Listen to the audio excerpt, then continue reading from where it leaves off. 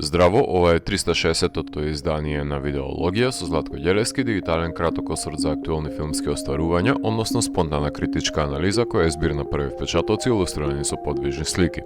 На денешниот репертоар е Hundreds of Beavers од Майк Чеслик, во кој станува збор за Жан Кајак, глумен од Райланд Бриксон Кол Тјус, кој е продавач на бренди од јаболка, кој е ставен во позиција да ја освои раката на ќерката на шумарот, само доколку му приложи 100 мртви дабари. Не постои дабар кој ќе го спречи Кајак да дојде до својата цел и го победи последниот крал во играта на животот. Во прашање нема слепстик комедија, ситуирана во 19 век, која ги занемарува модерните анемични текови на американската комедија и прави една тангента до основата на физичката комедија и богатото наследство оставено од Бастер Китон, Чарли Чаплин, браќата Маркс, тројцата Стјуџис, па дури и Абот и Костело, каде протагонистот Кајак со насилство прикажано во манир на цртаните филмови се справува со непријателите кои ќе му застанат на неговиот пат до благосостојбата и како во видеоигрите треба да ја заврши мисијата за да ја добие наградата, колку навредливо и да звучи сето тоа кога ќе се симплифицира, ама некому мирас му се 100 дабари. Во иницијалното буквално преведување на лудориите на Луни Тунс во играна форма се добива бурлеската која е реминесцентна на стадиумот на засмевање на кој се цели во делото, каде диспропорцијата е јасна, гледаме луѓе облечени во костими на дабари, неваре се маскоти од спортски тимови, кои дел возвраќаат удар, дел се ликвидирани од никаквецот од протагонист, кој си ги валоризира исклучиво своите егоистични потреби, при тоа уништувајќи го светот околу себе. Ама да бидеме реални, не дека дабарите не се шупаци сами по себе.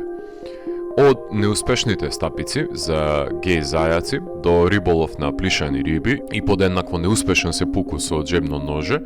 ненаситни ракуни мршојаци, кучиња што играат покер и дабарски Шерлок Холмс и Вотсон, како и кошмарен кавкијански процес на Даварскиот суд ќе погледнете во ова дело, од кое не секоја шега е на место, ама барем се бројни. Декларативно можам да го напоменам постоењето на јасната дистинција на оваа комедија визави останатите комедии кои можете да ги погледнете денес и токму поради поседувањето на корпусот на специфични карактеристики и компоненти, сакам да го искористам како полноважен примерок за успешна комедија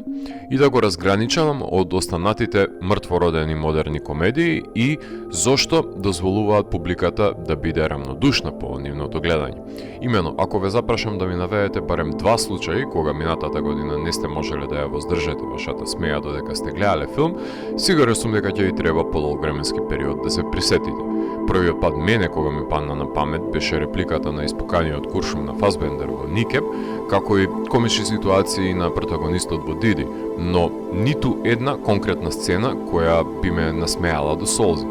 Комедијата се доведе до дередже на неможност да артикулира хумор од неколку побуди, но главно се должи на цензурата и строго контролираните, проверени и потрошени шематски шеги кои се присутни во студиските филмови, кои се несмешни пред се, со цел да не се навреди некоја чувствителна демографија на гледачи и со тоа девалвирајќи американската комедија, која е сведена на тоалетен хумор за адолесценти. Во романтичните комедии е присутна само на хартија, но да не се лажеме, наместо таа да опонира или да се амалгамира, таа е доста недоделкана и недоброволно присутна во таа синергија.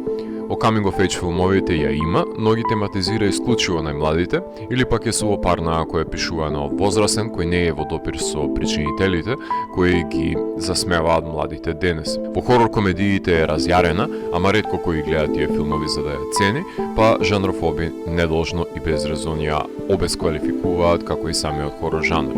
Британската сувопарна комедија се локализираше и ја загуби универзалноста на својот одек од ерата на Монти Пајтон и по неа. На слепстик комедијата се заборави од Airplane и Spaceballs, додека пак браќата Вајанс ги експлоатираа до смрт сите клишеа на Scary Movie и останатите жанровски франшизи. Па кој ќе се смее денес? Кој ќе ги исмева нашите недостатоци? Штом се сведе урнебесната модерна комедија на бразилски кратки филмови за Исус и тоа како е доведен во прашање незиниот легитимитет, штом сарказмот и сатирата се ставени на апарати за дишење. акционен филм со една-две млитави досетки на стриминг платформите, е дело подготвено за проголтување од заборав. Комедијата не смее да биде зачин, туку главна состојка, ама по можност да не е бајата, за да може да се смееме без грижа.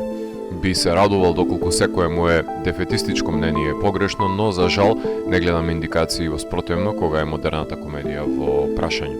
Решението од секојаш лежало во наклоноста и аспирацијата, налика авторот на Hundreds of Beavers, да се врати на постаментите на комедијата и целокупно пренебрегнат модерните болести со автентични и индивидуални дела без лимитации на хуморот од страв дека некој би се згрозил и навредил од погледнатото. Напротив, треба да биде засегнат. Само на таков начин нема да се сведе комедијата на издувен вентил во киносала, кој ќе се заборави штом се стапне надвор од неа по завршувањето на филмот.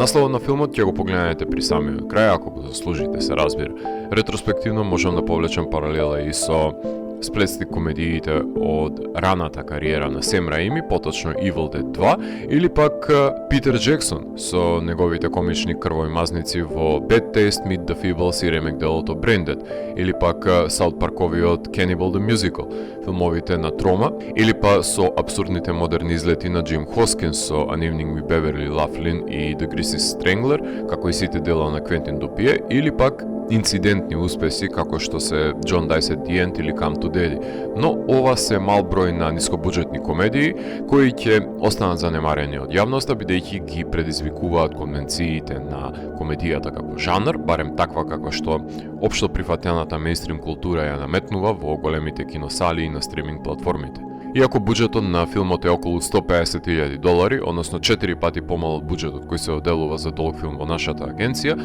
4 години Чеслик се мачал да ги собере средствата, а само костимите го чинеле $10,000, купувајќи ги онлайн. Макотрпната работа се исплатила на 3-годишното предстојување на киноблагајните и заработувајќи $1,000,000 од проекциите, одејќи од град по град, пред Винегар Синдром да го издадат плуреизданието. Режисерот Чеслик исто така е монтажер на филмот, кој цели 2 години има поминато од постпродукцијата на делото, со оглед на тоа што е и автор на сите 1500 визуелни ефекти, разбрали евременскиот ангажман кој е нужен за да се реализира делото и видоизмени на визуелен план. Меѓутоа, содржински куриозитет е што ова дело постои во долгометражна форма, затоа што како штосен краток филм не само што оптимално би било најбезболно решение за пласирање и би ја заслужила севкупната апологија, односно би се афирмирало како култен краток фестивалски филм, меѓутоа Чеслик цели кон недостижниот досег да монтира творба која ќе го задржи вниманието од како ќе биде кажан вицот, сите ќе се насмееме и тој ќе продолжи да раскажува како инфомершал од златната ера на Adult Swim. Кинематографер е човекот кој има работена на Making a Murderer, односно Queen Hester, кој го снима филмот во црно-бел формат со помош на фотоапаратот Panasonic Lumix, кој нуди разноврсни финансиски бенефиции за буџетот на сметка на визуелната естетика, но демагогијата дека тоа што не работи ќе се среди во постпродукција е применлива во ова дело. Композиторот и пианист Крис Рајан ескападите на протагонистот ги надополнува со разигран музички скор, кој се присутен во творбата, токму поради иземањето на говорот, што остава огромен простор за паралелизирање на интенциите на ликовите во нота, па со оглед на комичноста на дејствието може да наслушнеме музички пристап кој е поблизок до анимираните филмови од пред половина век, или пак до некаков си вестерн напев, осмислен дувачките и гудачките инструменти да ги следат во чекоробидите за просперитет на протагонистот. Дел од музиката искористена за филмот е составен дел и од оркестрацијата на Петар и Волкот од Сергеј Прокофјев, поточно наликува на делот од дувачките инструменти кои се олицетворение на Волкот. Американскиот режисер Майк Чеслик, севкупната негова филмска кариера е посветена на комедијата, односно уште од првиот краток филм кој го режираше од 2005 година Блинк, додека беше во средно училиште, може да воочиме неговата игрива со помош на забрзаната видеоснимка и музика во служба на филмот кој започнува како реклама за пилула која треба на еден дечко да му понуди супер моќи, односно да биде побрз од сите други, моќи кои се разбира дека ќе ги злоупотреби и додека игра фудбал и додека си игра тенис сам со себе си, но и додека брка девојки и физички се пресметува со насилници, сцени кои се монтирани на тактот и ритмот на џез и метал. Во десеттите започна да им асистира најпрвен на Морган Еванс од Onion и потоа на Боб Барито, Джек Кајсер, Илај Шапиро и нивните кратки филмови, за во 2014 година да го режира краткиот филм Лимбос, во кој френдзонирани пријатели си имаат проблеми и со газдата и неговиот пријател Духот во станот во хорор комедијата со која се обидуваат да ги наведат на секој можен начин да бидат интимни еден со друг. Во 2015 година режираше уште еден краток филм за пар, но овој пат за раскинат кој се обидува да го состави нивниот пријател во Skim Squad. Бриксон за прв пат се појави во краткиот филм од Чеслик од 2016 година, во кој заедно со Алисон Фраска ќе се обидат да достават 30 покани за суд во анимираниот универзум за 10 минути во Липс, односно филмови кои ги фрагментира како веб епизоди и потоа ги компилира за да се добие целовит тек на настаните. Пред да го сними својот прв долг игран филм, беше инволвиран како сценарист, монтажер и асистент во Lake Michigan Monster, филмот на Бриксон, за ловот на морското чудовиште од Мичиген, во манир на филмовите на Гај Мадин, кој беше своевиден предвесник и тест за дабарите на Чеслик. Така што слепстик комедијата е се присутна во досегашната кариера на Чеслик, помеѓу паровите кои се обидуваат да ја докажа љубовта еден кон друг на хуморескен начин, што станува евидентно и во неговото долгометражно деби, каде ја доведува оваа поставка до екстреми. Проблемот е очигледен, штом еден човек одлучи да биде раководен на севкупната постпродукција, што значи дека секое решение на режисерот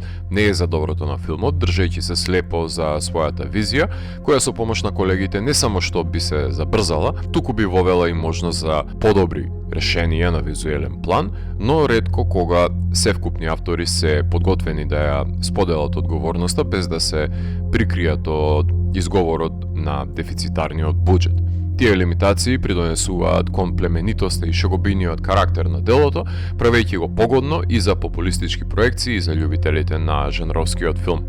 Филмот имаше својата премиера на Fantastic Fest во 2022 година, а потоа се прикажа на Night Vision, Sitges Fantasy Film Fest Москва и бројни фестивали во САД, беше награден на Fantasia, Phoenix и Fantaspoa, заврши на стриминг платформата на Cineverse минатата година, а почетокот на оваа година беше издадено Blu-ray изданието на Vinegar Syndrome и се очекува издавање на специјализирано VHS издание.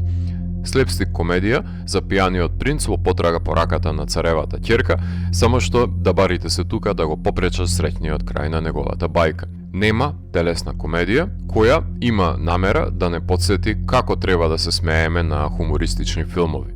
Ако морам да го еволуирам, тогаш Hundreds of Beavers од мене има 4 од 5. Доколку ви се допадна 360-тото издание на дигиталната архива Видеологија, лајкувајте го видеото, споделете го и следете го каналот. Последнете и поснатите рецензии на виртуелната полица. Ви благодарам за вниманието. Поздрав!